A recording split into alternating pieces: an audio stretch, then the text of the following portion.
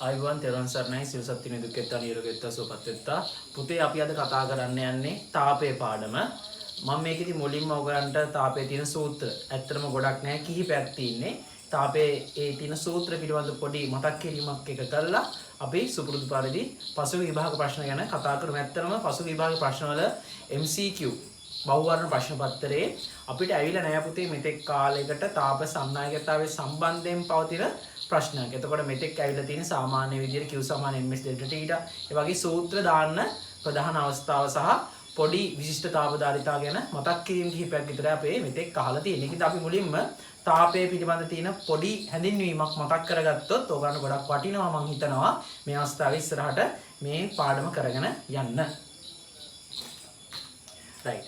අපි හිතමුකෝ මුලින්ම අපි කතා කරන්න යන්නේ පුතේ තාපය කියන එක ගැන. මම එදා තාපය ගැන කතා කරලා තියෙන තාප රසායන කියන පාඩමේදී තාපය කියන්නේ මොකක්ද කියලා. ඇත්තටම තාපය කියන්නේ ශක්තියක්. එතකොට මොකද්ද මේ ශක්තිය? පුතේ තාපය කියන්නේ උෂ්ණත්ව වෙනස්කමක් තියෙන වස්තුන් දෙකක් අතරක් ගත්තොත් ඒ උෂ්ණත්ව වෙනස් වීම නිසාවෙන් එක් වස්තුවක සිට තවත් වස්තුවකට ගලාගෙන යන ශක්ති ප්‍රවාහය තමයි තාපය කියලා කියන්නේ. එතකොට තාපය කියන කතන්දරයේදී අපි යම් කිසි වචනයක් පාවිච්චි කරනවා මෙන්න මේක. නියත ශීඝ්‍රතාව කියලා. ඒ කියන්නේ උදාහරණයක් විදිහට ගත්තොත් අපි යම් වස්තුවකට තාපය සපයනවා. ඒ වස්තුවට තාපය සපයනකොට හැම තප්පරයකදීම හැම සෙකන්ඩ් එකේදීම හැම තප්පරයකදීම ලබා දෙන තාපය නිකන් සරල හිතන් ජූල් 10ක් නම් අන්න ඒකට කියන්නේ නියත ශීඝ්‍රතාවයක් කියලා.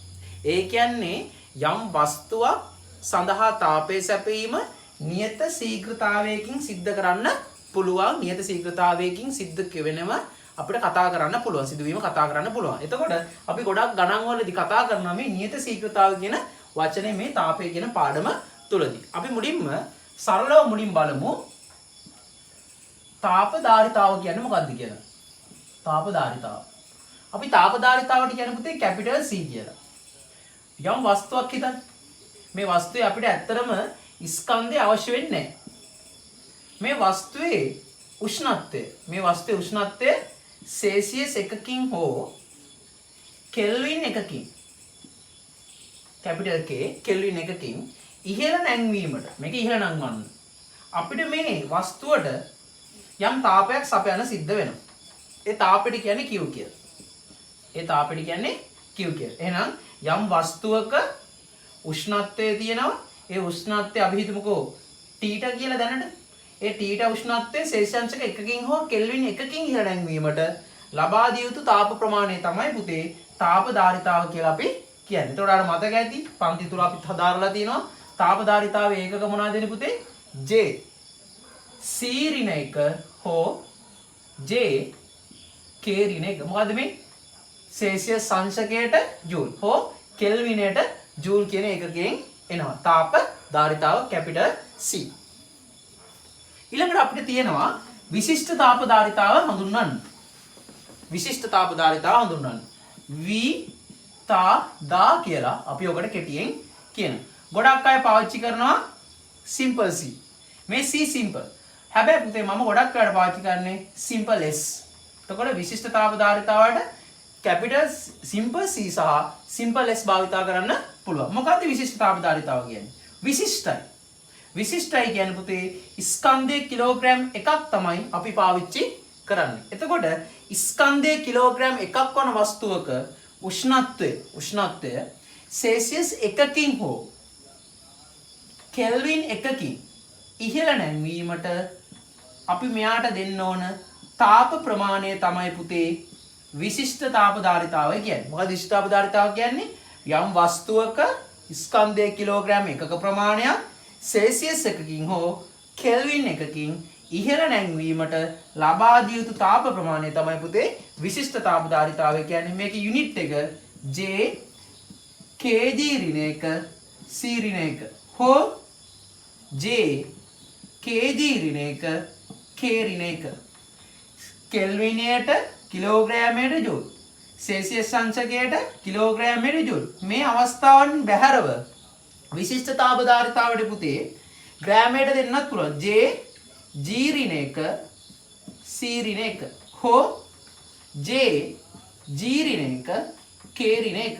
නමුත් පුතේ මෙයා තමයි අපේ සම්මත ඒකකය. මෙයා තමයි සම්මත ඒකක. මේක අපි පාවිච්චි කරන්න පුළුවන් මොකෝ ග්‍රෑමයට කියලා දීලා තියෙන නිසා. එතකොට විශිෂ්ට තාපධාරිතාවයි තාපධාරිතාවය හඳුනා ගත්තා.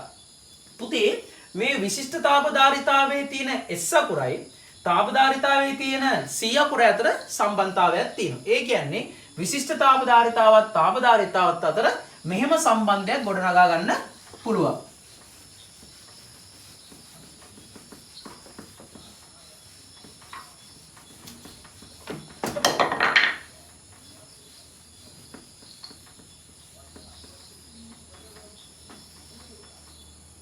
right. එතකොට බලන්න මේ වස්තුවක් කියලා හිතන්න. A හා සමාන වස්තුවක්. වස්තුන් දෙක සමානයි. අපි මෙයාට තාපය සපයනවා Q. අපි මෙයාට එම තාපයම සපයනවා. මෙයාගේ උෂ්ණත්වය සෙල්සියස් 1කින් වැඩි වෙනවා. මෙයාගේ උෂ්ණත්වය සෙල්සියස් 1කින් වැඩි වෙනවා. හරිද? මෙයාගේ ස්කන්ධය අපි ගණනය කිරීමක් කරන මෙයාගේ ස්කන්ධය ගණනය කිරීමක් කරන්නේ නෑ. අපි මෙයාගේ දානවා මෙතන ස්කන්ධයක් නැත්තම් පුතේ එතන පාවිච්චි කරන දත්තය තාපධාරිතාව. මෙයාගේ ස්කන්ධයක් තියෙන හින්දා එතනදී පාවිච්චි කරන දත්තය විශිෂ්ට තාපධාරිතාව. අපි ගණනය කිරීම කරනවා. සපයන තාපය දෙදෙනාගේම සමානව සපයනවා කියලා කියනවනේ. එතන දෙදෙනාගේම වැඩි වෙන එකම උෂ්ණත්වය කියලා කිව්වනේ. එකම වස්තුවනේ පාවිච්චි කරේ.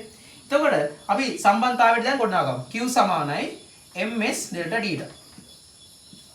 මොකද්ද තාපධාරිතාවයි තාපය අතර සම්බන්ධතාවය? Q සමානයි C delta theta. එතකොට මේ පද්ධති දෙකටම සපයන්නේ එකම සාපයක් නිසා මේ දෙන්න එකිනෙකට සමානයි. එතකොට Q සමානයි Q කියලා ලිව්වම අපිට මේ දෙන්නව දෙපැත්තෙන් සමාන කියලා ලියත හැකි. ms delta theta සමානයි C delta theta. ඔයාලට දැන් හොඳ පැහැදිලි සම්බන්ධතාවයක් ගොඩ නැගෙනවා. delta theta ට delta theta කැපෙනවා. එතකොට පුතේ ඔයාලට පැහැදිලිව පේනවා ස්කන්ධයේ විශිෂ්ට තාපධාරිතාවයේ ගුණිතය තමයි තාපධාරිතාවයට සමාන වෙන්නේ. ස්කන්ධයේ විශිෂ්ට තාපධාරිතාවයේ ගුණිතය තමයි තාපධාරිතාවයට සමාන වෙන්නේ. හරි වැදගත් අවස්ථාවක්. හරි. එහෙනම් අපි දැන් තාපධාරිතාව විශිෂ්ට තාපධාරිතාව ගැන කතා කරා. right. අපි අනිත් එක තමයි තාපේ කතා කරන්න ඕනේ ප්‍රධාන දේ මිශ්‍රණ ක්‍රමය. මේකෙන් සරල අදහසක් මෙහෙම කියන්නම්.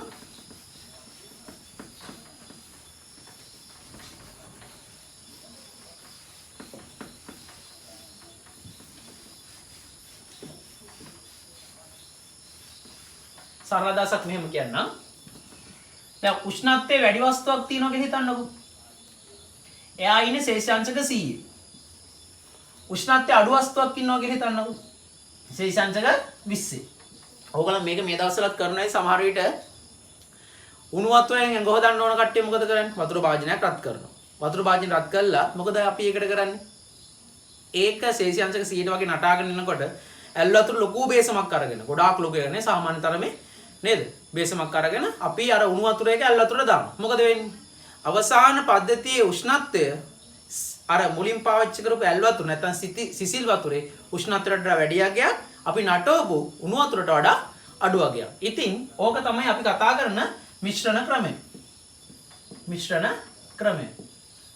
මේක හොඳට මතක තියාගන්න කාරණාව තමයි අපි හිතමුකෝ මෙයාගේ උෂ්ණත්වය T1 කියලා. මෙයාගේ උෂ්ණත්වය T2 කියලා. right? මේ දෙන්න එකිනෙකට සම්බන්ධ වුණොත් එකතු වුණොත් උෂ්ණත්වය වැඩි කෙනා හැමතිස්සෙම තාපය පිට කරනවා. බාහිර පරිසරයට තාපහානියක් සිද්ධ වෙන්නේ නැත්නම් උෂ්ණත්වය අඩු කෙනා විසින් ඒ අනිවාර්යයෙන්ම ඒ තාපය උරයි. ඒ කියන්නේ කෙනෙක් දෙනකොට අනිත් කෙනා ගන්න ඕන අනිවාර්යයෙන්ම නොගෙන ඉන්න බෑ. එතකොට උෂ්ණත්වය වැඩි කෙනා විසින් උෂ්ණත්වය අඩු කෙනාට තාපය ලබා දීමක් සිද්ධ කරනවා. පැහැදිලිද? හරිද පුතේ? තාපය ලබා දීමක් සිද්ධ කරනකොට අවසානයේ පද්ධතිය පොදු උෂ්ණත්වයකට එනවා. අපි ඒකට කියමු T ට කියලා. ඒක පොදු උෂ්ණත්වය. පොදු උෂ්ණත්වය T ට එනවා. දැන් කවුද තාපය පිට කරේ? උෂ්ණත්වය වැඩි කෙනා තාපය පිට කරනවා. උෂ්ණත්වය අඩු කෙනා තාපය උරා ගන්නවා. එහෙනම් පිටකල තාපය සමානයි උරාගත් තාපයට. හොඳට මතක තියාගන්න. හොඳට මතක තියාගන්න. පිටකල තාපයයි උරාගත් තාපයයි කියන එකට සමාන කරන්න අපිට පුළුවන් මේ අවස්ථාවේදී බාහිර පරිසරයේ තාප හානියක් සිදු වෙන්නේ නැත්නම්. නමුත් පිටකල තාපය සමානයි උරාගත් තාපයේ ධන කියලා දාලා බාහිර පරිසරයේ පිට වූ තාපය කියලා ඕනනම් අපිට පාවිච්චි කරන්න පුළුවන් අදාළ මොහොතක විභාගෙදී ආවොත් ප්‍රශ්නයක් ඉදිරිය ආවොත් බාහිර පරිසරයේ කොච්චර තාපයක් පිට වුණාද කියලා අපිට පුළුවන් පුතේ මේ අදාළ දත්තයන් ආදේශ කරගනිමින් ගාන හදන්න. එතකොට මේ වගේ අවස්ථාවක පිටකල තාපය හැමතිස්සෙම පුතේ මේවල දත්ත දෙන්න ඕනේ. මේ විශිෂ්ට තාපධාරිතා දෙනවා නම් එහෙමයි.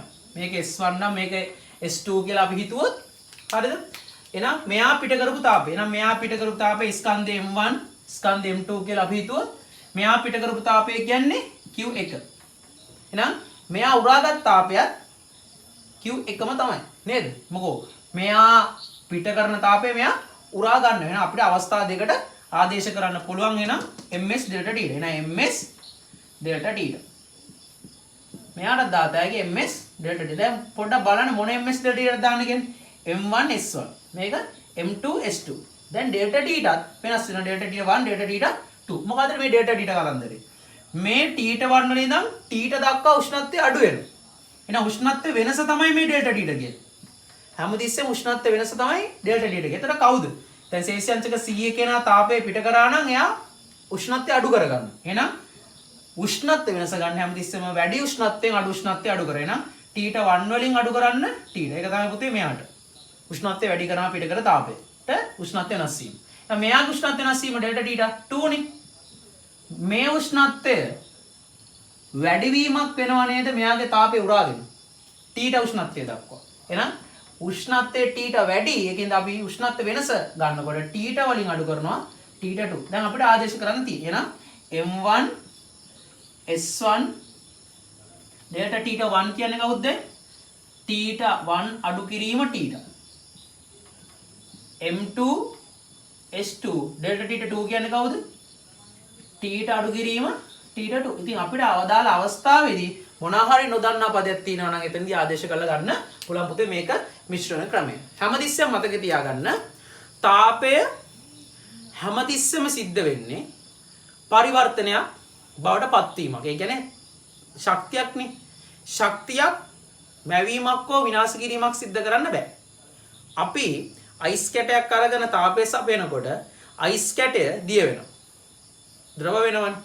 ද්‍රව අපි දැන් සරලව දකින්න දේ. ද්‍රව වෙලා තව ටිකක් වැඩිපුරත් කරනකොට වාෂ්ප බවට පත් වෙනවා. එතකොට තාපය අයිස් කැටය විසින් උරාගෙන ද්‍රව ජලය විසින් තාපය උරාගෙන වාෂ්ප බවට පත් වෙනවා. ක්‍රමක්‍රමයෙන් අවස්ථා විපර්යාස සිද්ධ කරනවා. එතකොට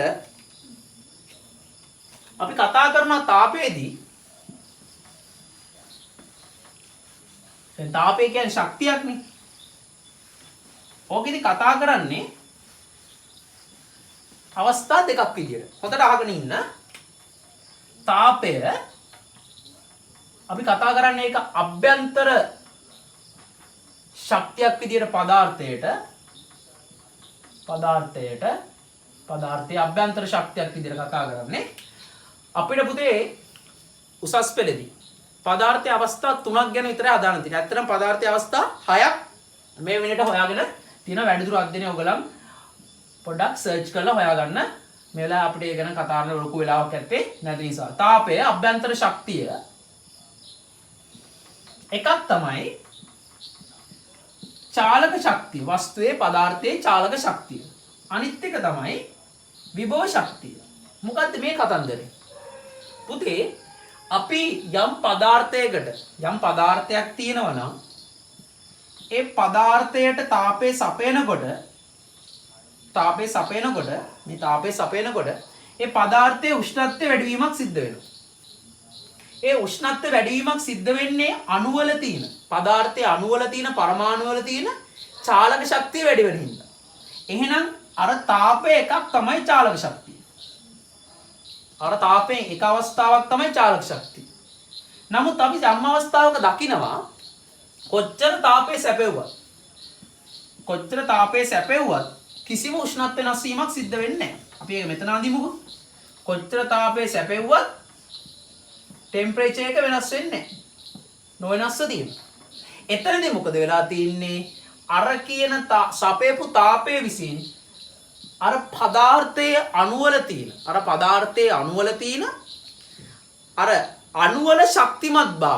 අණුවල ශක්තිමත්භාවය අඩු කරවලා ඒ අණු දුරස් කරවීමට ලබා දීපු ශක්තියක් තමයි අර කියපු විභව ශක්තිය. එතකොට අර ලැබිච්ච තාපයේ විභව ශක්තිය විදිහට ඇතුලේ තියෙනවා. එතකොට උෂ්ණත්ව වෙනස් වීමක් සිද්ධ වෙන්නේ නෑ. අර අණු වල අර අණුක ස්වභාවය වෙනස් වීමක් විතරයි වෙන්නේ. අන්තර් අණුක ආකර්ෂණ බල ප්‍රබලතාවය අඩු වෙලා ක්‍රමයෙන් අණු ඈත් වීමක් සිද්ධ වෙනවා. ඒ අණු ඈත් වීමට බලපාන ශක්තිය තමයි පුතේ මේ අර සපයපු තාපය විභව ශක්ති බවට පරිවර්තනය වීමෙන් එන එක.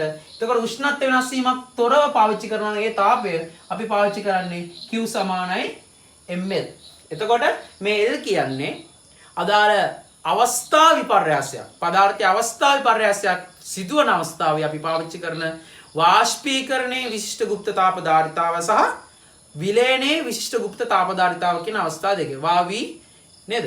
විලයනයේ VV ගූතා නැත්නම් වාවි ගූතානේ වාෂ්පීකරණයේ විශිෂ්ට ගුප්ත තාපය. එතකොට අවස්ථා දෙක. එතකොට ඔයාලට පැහැදිලිව මතක තියාගන්න උෂ්ණත්ව වෙනස් වීමක් සිද්ධ වෙනවනේ.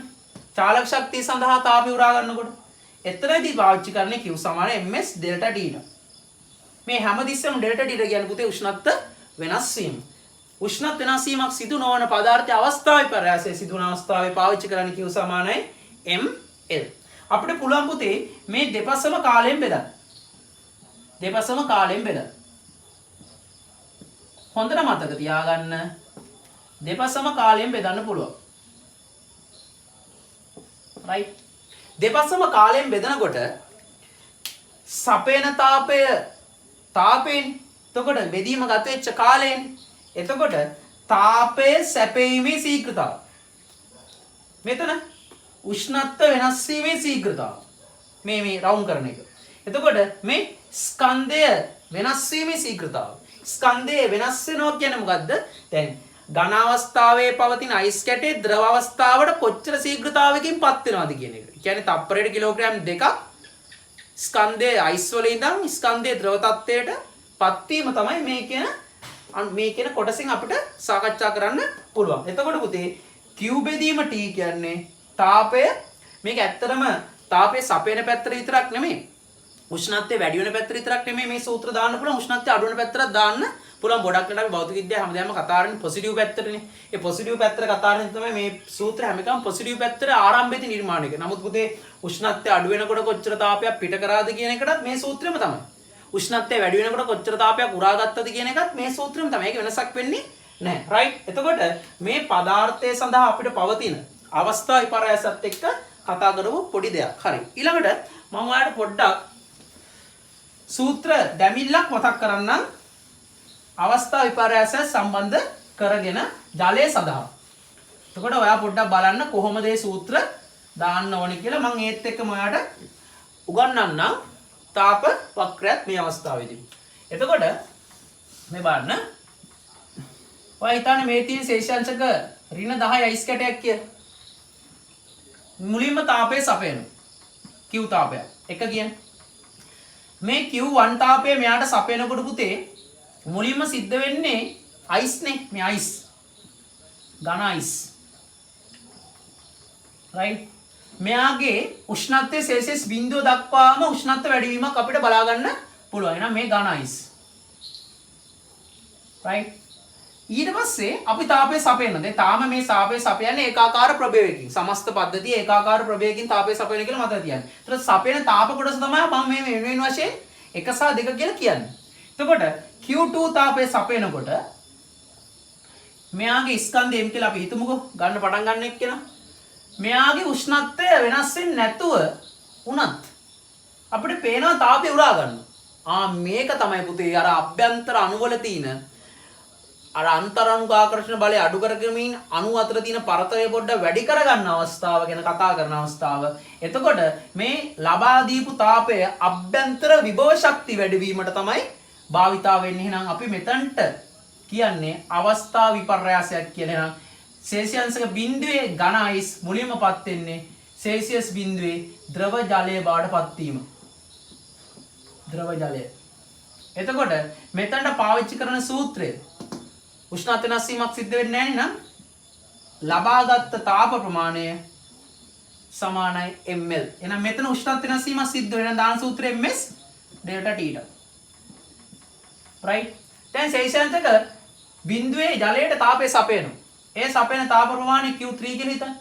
එතකොට මෙයා මුලින්පත් වෙන කවුරු බවටද? මෙයා මුලින්පත් වෙනවා ශේෂාංශක Ca ජලයේ බවට.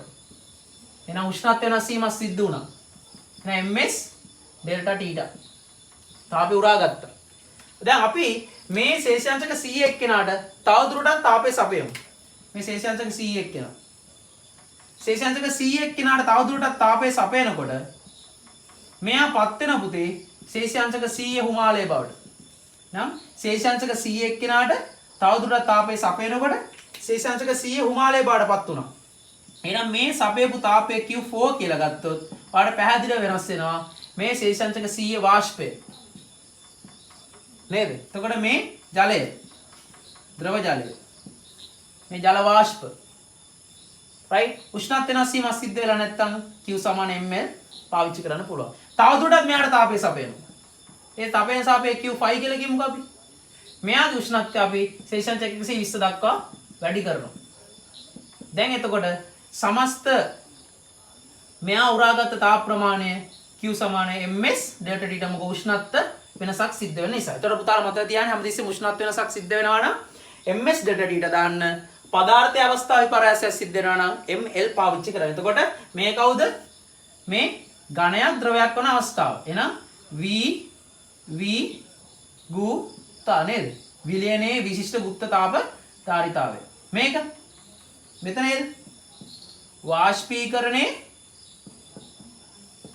ගුප්ත තාප ධාරිතාව. එහෙනම් මේ VV ගුතා සහ වාV ගුතා අපි දාන්න ඕනේ හරි තැන් වලට හරි ස්ථාන වලට දාන්න. ඒක තමයි මේ පදාර්ථයේ අවස්ථාවේ පරාසය. ඒතකොට පුතේ සමස්ත පද්ධතියටම සපයපු තාපය Q total නම් මේ Q total එක සමාන වෙන්නේ Q1 ධන Q2 ධන Q3 ධන Q4 ධන Q5 කියන ඔක්කොම තාපයන්ගේ එකතුව. ඊළඟට මේ අවස්ථාව භාවිතා කරලා ඒකාකාර ප්‍රභේදයකින් තාපය සපයනවා නම් කාලයට අනුරූපීව මේ කියන කෙනාගේ තාප වක්‍රය අපි අඳින්න දැනගෙන සිටිය යුතුයි. මේක චාලක රසායනික කොටසෙදිත් අපි සාකච්ඡා කරන්න පුළුවන් දෙයක්. නමුත් මම මෙතනදී ඉවරයක් කළාම දාන්න.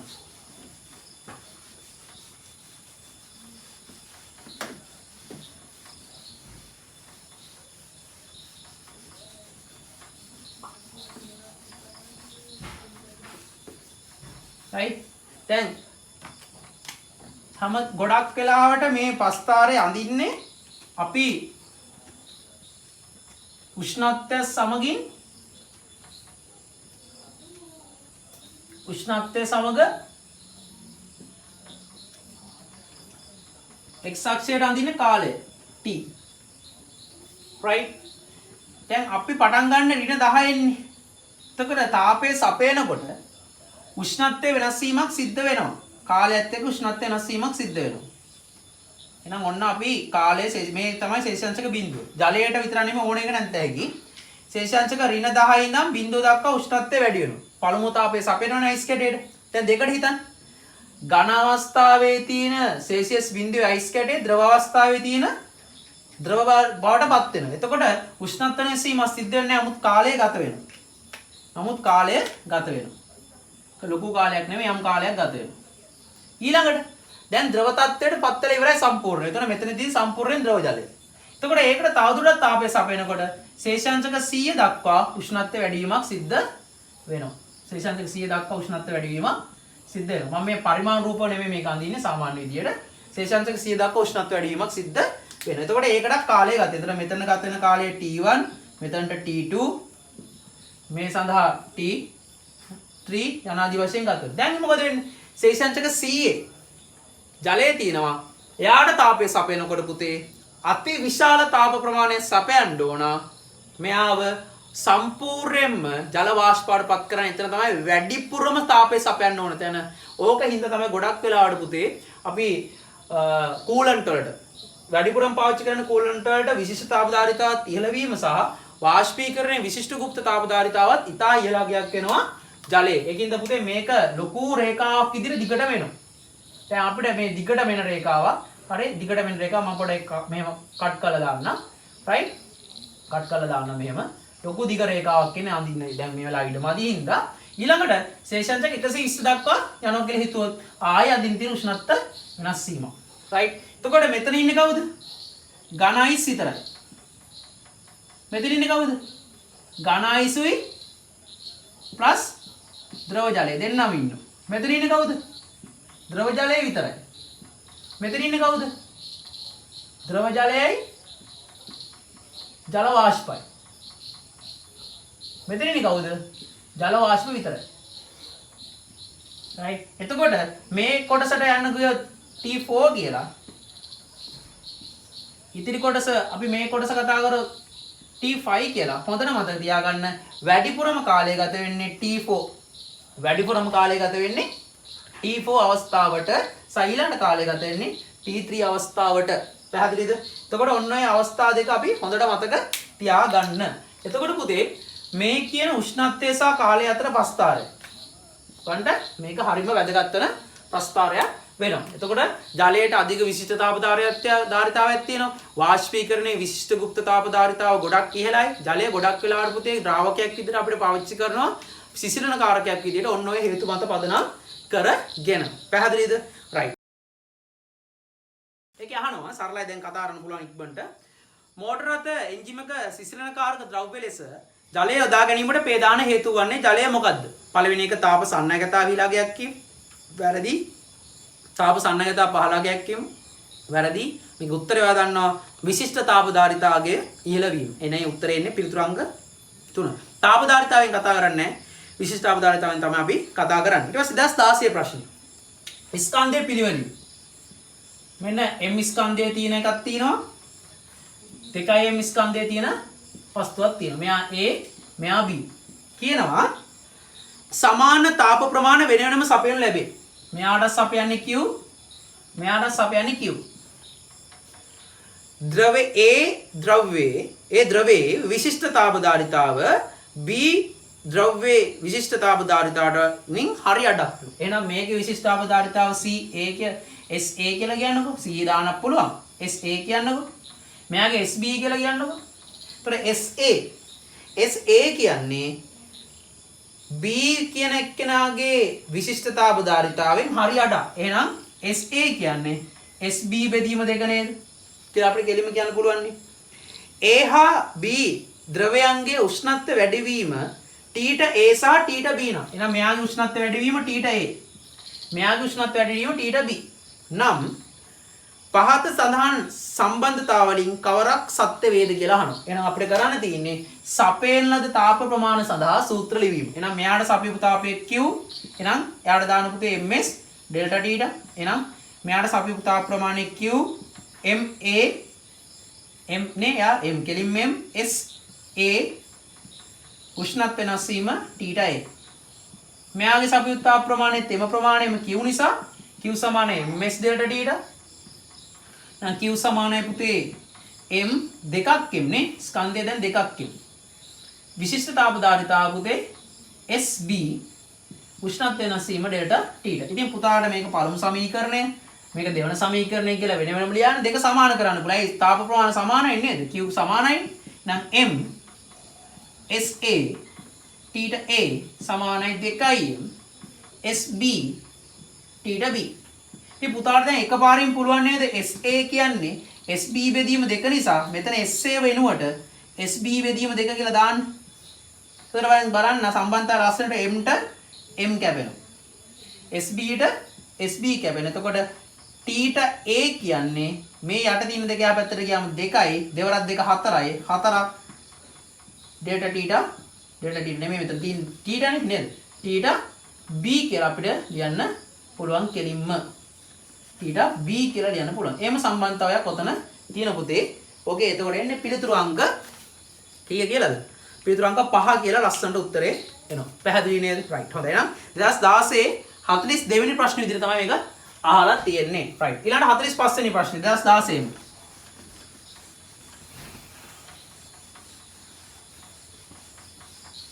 2016 වෙනි ප්‍රශ්නේ.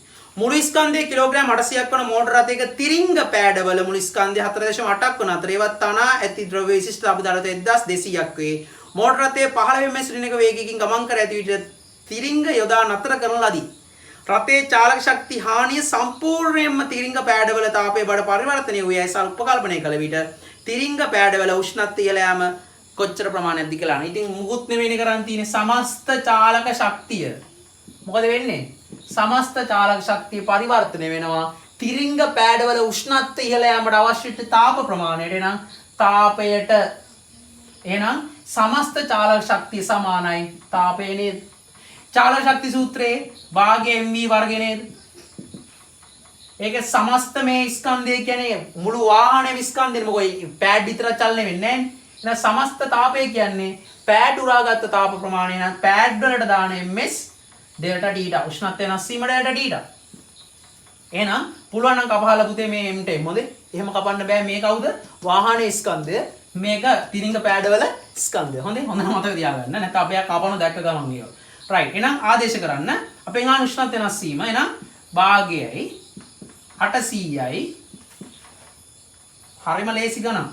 15 ප්‍රවේගය ස්කන්ධය 4.8යි විශිෂ්ට අවධාරිතය 1200යි උෂ්ණත්වය වෙනස් වීම ඩෙල්ටා ටීටා. ඉතින් අපෙන් ආන උෂ්ණත්වය වෙනස් වීම කොච්චරද උත්තර කරන්න. එහෙනම් 800 15 උඩ ඉන්නවා යට ඉන්නේ කවුද එතකොට මේ දෙක ඉන්නවා යට මේ 4.8යි 1200 යටට ගන්න ඕනේ 1200 අතරම සුළු කරන්නවත් නැහැ මතක තියාගන්න මම හැමදාම කියනවා SFT වලට අහන්නේ යම් මට්ටමක් දක්වා විතරයි ඕගොල්ලන් අද දිනේ channel එකයි අද දිනේ ඊයේ දින දැන් ඕගොල්ලන් බලන්නේ අදනේ එතකොට අපි දවසකට ඉස්සෙල්ලා වීඩියෝ කරන හින්දා හරිද එතකොට ඊයේ දිනේ ඔයා බලලා තිනවා නම් channel එක ප්‍රොෆෙසර් සුදන්ත ලියනගේ අපේ මගේ ඇත්තටම කැම්පස් එකේ විශ්වවිද්‍යාලයේ මහාචාර්යවරයා මම කෙමිස්ට්‍රි කාන්තිසර්ගේ එතකොට පෞද්ගලිකවත් අපි හඳුනනවා එතකොට මතක තියාගන්න සර් හොඳ ලස්සන කතාවක් එතනදී කියනවා ළමයි භෞතික විද්‍යාවට බොහොම බයයි පුතේ භෞතික විද්‍යාවට බය වෙන්න එපා භෞතික විද්‍යාව කියන්නේ යම් දෙයක් ඇත්තටම ඔයගොල්ලෝ දැන් කැල්කියුලේටර්ස් පවා දෙනවා ඒක හොඳයි දෙන එක මම ඉස්සරින් ඉඳන් කියලා තිබ්බා කැල්කියුලේටර් දෙනවා නම් ගොඩක් හොඳයි මොකෝ අපිට SFT වලදී අවශ්‍ය වෙන්නේ මේ ගණිතමය සුළු කිරීම නෙමෙයි අපිට යෙදීම තමයි හැමතිස්සෙම අවශ්‍ය වෙන්නේ යොදන්න පුළුවන් නම් සුළු කිරීමේ පුතේ කැම්පස් ගියත් කරන්නේ කැල්කියුලේටර් නිසා නිකන් නමයි බොරුවට බය වෙනවා භෞතික විද්‍යාවට ගණිතයට බය වෙන්නේ සුළු කිරීම බයට හිතෙන හින්දා සුළු කිරීමට බය හිතෙන වෙන මොකුත් මේ ගන්න බැරි කමක් නැහැ හැමදේම හොඳට පුළුවන් මතක තියාගන්න දැන් ඒකත් ලැබෙන හින්දා මේ යෙදීම් ටික මතක තියාගන්න උසස් පෙළ භෞතික විද්‍යාවේ කොටස් වලදී පුතේ මහා පරිමාණයෙන් අපෙන් අහන්නේ නැහැ යම් ප්‍රමාණයක් අහන ඒ ප්‍රමාණයට දැනගත්තම ඇති මොකෝ BST සහ ET වලට උපකාරක විෂයක් විදිහට තමයි SFT තියෙන්නේ කියලා හොඳට පැහැදිලිව කිව්වා අපේ ළමයි බොරුවට බය වෙලා තියෙන්නේ බිල්ලෝ මවන ගුරුවරුත් ඉන්නවා මතක තියාගන්න බිල්ලොන්ට බය වෙන්න යන්න එපා SFT හරිය ලේසි පුතේ හොඳට මතක තියා ගන්න රයිට් එතකොට මේ සූත්‍රය ඉතාමත් ලස්සනට ඇවිල්ලා තියෙනවා බලන්න පිළිතුරු අංක 4 පිළිතුරු අංක 4 නේද මොකෝ 15 15 කියන්නේ 15 වර්ගය නිසා රයිට් 2017 ප්‍රශ්නෙට යමු අපි ඊළඟට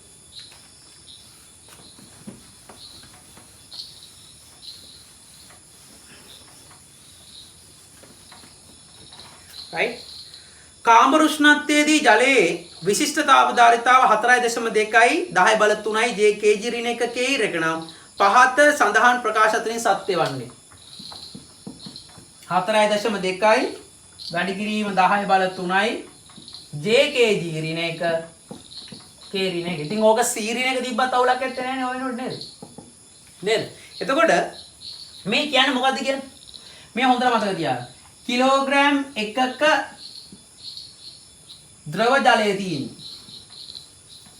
ද්‍රව ජලය කිලෝග්‍රෑම් එකක් මේකේ උෂ්ණත්වය සෙල්සියස් 1කින් හෝ 1 කෙල්විනයකින් ඉහළ නංවන්න ඔන්න ඕකට අවශ්‍ය තාප ප්‍රමාණය Q තමයි මේ කියන්නේ right මේ කියන්නේ එතකොට විශිෂ්ට තාපධාරිතාවය කියන්නේ එතකොට විශිෂ්ට තාපධාරිතාවය කියන්නේ මොකද්ද යම් වස්තුවක උෂ්ණත්වය ඒ කියන්නේ කිලෝග්‍රෑම් එකක වස්තුවක උෂ්ණත්වය සෙල්සියස් 1කින් හරි කෙල්වින් 1කින් හරි ඉහළ නැංවීමට ලබා දිය යුතු තාප ප්‍රමාණය. නැත්නම් මේ මොකක්ද උත්තරේ එන්න ඕනේ? ජලය ග්‍රෑම් එකකට 4.2යි ජූල් තාප ප්‍රමාණය සැපයූ විට උෂ්ණත්වය සෙල්සියස් 1කින් ඉහළ යයි කියලා කතාවක් කියනවා. රයිට් ඒක හරි නේද? ඇයි ඒ?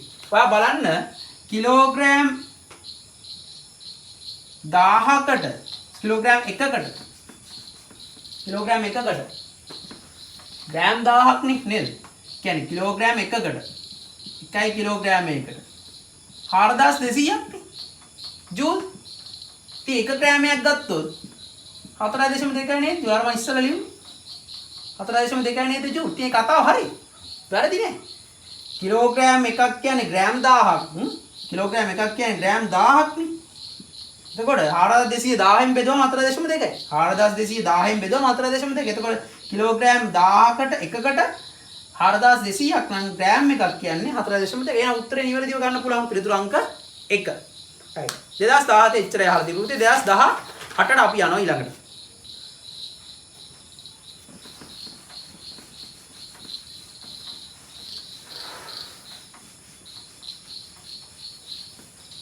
right. තාප විකිරණය පිළිබඳ පා සඳහන් ප්‍රකාශ අතරින් කුමක් සත්‍ය වේද? සරලවම එකක් කියා දෙන්නම්. සූර්යයා ගන්න. සූර්යයා ගන්න. මේ පෘථිවිය ගන්න. සූර්යයාගෙන් නම් පෘථිවියට ආලෝක කිරණ එනවා. මේ තාපය එන්නේ පුතේ සරල රේඛීය විදියට එන්නේ. ඒක වෙනසක් වෙන්නේ නැහැ. විද්‍යුත් චුම්බක විකිරණ විදියට එන්නේ. විද්‍යුත් චුම්බක විකිරණය කියන්නේ පුතේ චුම්බක ශේෂයක් සහ විද්‍යුත් ශේෂය එකිනෙක ලම්බක තලවල චලනය වෙමින් පවතින පද්ධතියක් ඔස්සේ එන තරංග තමයි අපි මේ විකිරණ කියලා කියන්නේ. එතකොට විකිරණ කියන්නේ තරංගාකාරය. එතකොට මේක හරි.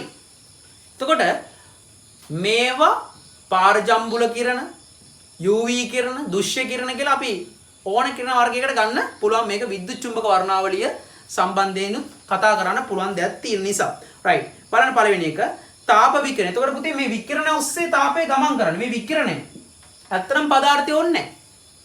පදාර්ථයේ කිසිම අවස්ථාවක අවශ්‍ය වෙන්නේ නැහැ. පදාර්ථයේ තිබුණත් එකයි නැතත් එකයි.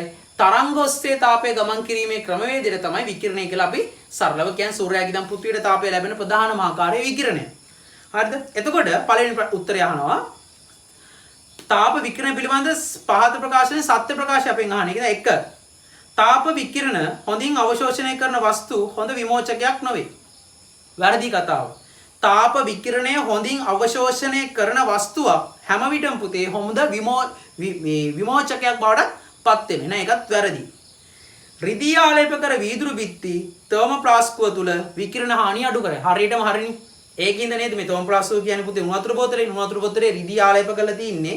ඕකේ තියෙන විකිරණ ගමන් කිරීම අවම කරන්න. මොකද රිදී වල හරහා විකිරණ තරංග වලට ගමන් කිරීමේ හැකියාවක් ඇත්තේ තියෙනව නැතුවත් නෙමෙයි. නමුත් ඒක අඩු කරනවා ගොඩක්. right. එතකොට විකිරණ හානිය අඩු කරයි. විකිරණ තාපයේ විදිහට හානිය අඩු කරයි. ඒක හරි. තාප විකිරණ විද්‍යුත් චුම්බක තරංග වලට අයිති නෙවෙයි. වැරදිනේ. මං කිව්වෙත් පටන් ගන්නකොට අයිති වෙනවා කියලානේ. 4. හිරුවලිය ඇති ස්ථාන, හිරුවේ ඇති උෂ්ණ ස්ථාන සඳහා කළු ඇඳුම් නිර්දේශ කරනුයේ ඒවා තාප විකිරණය වැඩි වශයෙන් අවශෝෂණය නොකරන නිසායි. පුතේ ඉස්කෝලේ ඇඳුම් මොන පාටද? සුදු පාටයිනේ. ඇයි? සුදු පාට ආලෝකය තමයි සූර්යාලෝකයේ තියෙන ටක් ගාලා පරාවර්තනය කරන. කළු ආලෝකය කියන්නේ පුතේ ඒක කළු වර්ණය කියන්නේ තාපය අවශෝෂණය කරන කෙනෙක්. ඉතින් එහෙම අඳින්නේ නැහැ ඉස්කෝලේ. එතකොට පුතේ කළු ඇඳුම් නිර්දේශ කරන්නේ නැහැ ඇත්තටම. තාප විකිරණය වැඩි වශයෙන් අවශෝෂණය නොකරන නිසා. ඇත්තටම තාප විකිරණය වැඩි වශයෙන් අවශෝෂණය කරන්නේ කළු වස්තුන්. ඊළඟට 5. එක් ස්ථානයක තවත් ස්ථාන තාපය සංක්‍රමණය කළ හැක්කේ විකිරණය මගින්. නෑනේ අවස්ථා තුනක් තියෙනවා. සන්නයනය, සංවහනය, විකිරණය. සන්නයනය, සංවහනය, විකිරණ අවස්ථා තුනක් දෙනවා. පිළිතුරු අංක 2 එනවා. 2019 ට පුතේ 2018 තව ප්‍රශ්නයක් තියෙනවා. 39 වෙනි ප්‍රශ්නේ විදිහට ඇහුවේ. හරි. 39 වෙනි ප්‍රශ්නේ විදිහට අහලා තියෙන එක බලන්න. සර්වසම කැලරිමීටර දෙකක්. සර්වසම කැලරිමීටර දෙකක් තියෙනවා. එහි තියෙන ද්‍රව දෙකක්. මේක එක ද්‍රවයක්, මේක ද්‍රව ද්‍රවයක්. right. ඒ වාට එකම කාලාන්තරය ඇතුළතදී නියත ශීඝ්‍රතාව. මම කියුවේ නියත ශීඝ්‍රතාව. නියත ශීඝ්‍රතාව කියන්නේ තප්පරයේදී සපයන තාපය වෙනස් වෙන්නේ නැහැ. එකම ආකාරයකින් දෙනවා. එහෙනම් නියත ශීඝ්‍රතාවයකින් තාපය සැපයුවට අවසන් උෂ්ණත්වය සමාන වේ. තියෙන්නේ ආරම්භක නියත උෂ්ණත්වයේදී. T1. තාපය සැපයුණාට පස්සේ මේගොල්ලන්ගේ අවසාන උෂ්ණත්වය සමාන වෙනවා. එහෙනම් ඒක T2 එහෙනම් අනිවාර්යයෙන්ම කියලා මට කියන්න මේ දෙන්නගේම එකම උෂ්ණත්වය වෙනස් වීමන්නේ තියෙන්නේ. දෙදෙනාගටම තියෙන එකම උෂ්ණත්වය වෙනස් වීම. හරිද? එතකොට මේගොල්ලන්ගේ ස්කන්ධ ගැන මුකුත් කියලා නැහැ. පහත ප්‍රකාශ වලින් සත්‍ය ප්‍රකාශය තෝරා. ඉතින් මට කියන්න ඔක්කොම ඉස්සෙල්ලා ස්කන්ධ මොනවාක්වත් දීලා නැත්තම් මේ සමස්ත පද්ධතියේ තාපධාරිතාව C නම් මේ සමස්ත පද්ධතියේ තාපධාරිතාව C කියලා අපිට මෙතනදි ගන්න සිද්ධ වෙනවා. එතකොට සපෙන තාපය Q නම් සපෙන තාපය Q නම් Q සමානයි C ඩෙල්ටා ඩීටා නේද? මේකේ විශිෂ්ට තාපධාරිතාව C1 කියමු. මේකේ තාපධාරිතාව C2 කියමු. එතකොට මේකෙත් දාන තියෙන Q සමානයි C delta θ නේද? එහෙනම් ඔයාලට පැහැදිලිව පේනවා මේක C1 මේක C2. ඉතින් ඔයාලට පුතේ සපේන තාප ප්‍රමාණ නියත ශීඝ්‍රතාවයකින් නියත කාලයක් තුල සැපෙව්වම ඔයාලට පැහැදිලි වෙනවා එහෙනම් Q සමානයි Q කියලා ලියත හැකි. නම් C1 delta θ සමානයි C2 delta θ. ඔයාලට මොකද්ද මේක කියන්න පුළුවන් එකම කාරණාව? මොකද්ද කියන්න පුළුවන්? දෙදෙනාගේම තාපධාරිතය කෙනෙකුට සමානයි කියලා. right. ඊට දාන්නේ හදේ 8 වෙනි ප්‍රශ්නේ විදිහට අහනවා පුතේ අපෙන්. උණු වතුර ටැංකියක ශේෂාංශක 20 පවතින ජලය කිලෝග්‍රෑම් 170ක අඩංගු වී ඇත. 5 කිලෝවොට් ජවයකින් ක්‍රියා කරන විදුලි ගිල්ලුම් තාපකයක් මගින් ජලයේ උෂ්ණත්වය ශේෂාංශක 60 දක්වා ඉහළ නැංවීමට කොපමණ කාලයක් ගතද? ඉතින් පුතේ 5 කිලෝවොට් කියන ගිල්ලුම් තාපකයක් නෙදී ඉන්නේ. right. මේකෙන් වතුර නටවන්න යන්නේ. එතකොට මේකට යම් කාලයක් ගත වෙනවානේ. ස්කන්ධය දීලා තියෙනවානේ 170ක් කියලා. විශිෂ්ට තාපධාරිතාවය දීලා තියෙනවා 4200ක් කියලා.